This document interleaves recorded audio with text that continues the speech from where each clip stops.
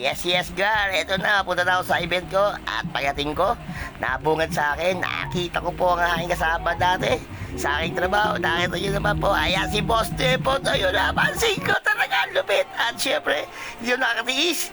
Dinapitan ko na siya. Boss Depot!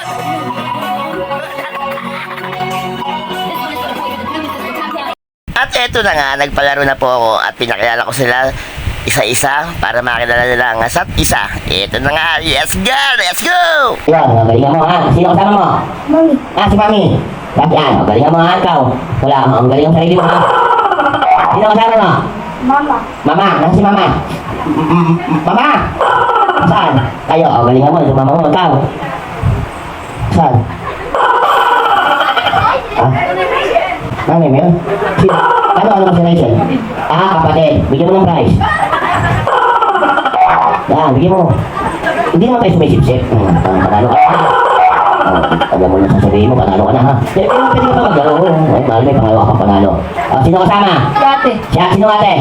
Galingan mo ha. Wala. Magsama kayo ha. Ganyan sarili nyo. Ready? At syempre, Gar, pati yung guest natin sa isang lamesa, yung batang mataba, nakisali na rin, lalaki din pala siya. Ay, ito mga lalaki. Lalaki ba? Opo. Very good, ikaw. Lalaki?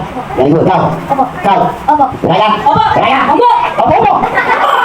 Opo, kapakalin na kasi. Yan. Kung talagang lalaki ka, sabihin mo sa kanila yung matigas. Lalaki ako! Ha?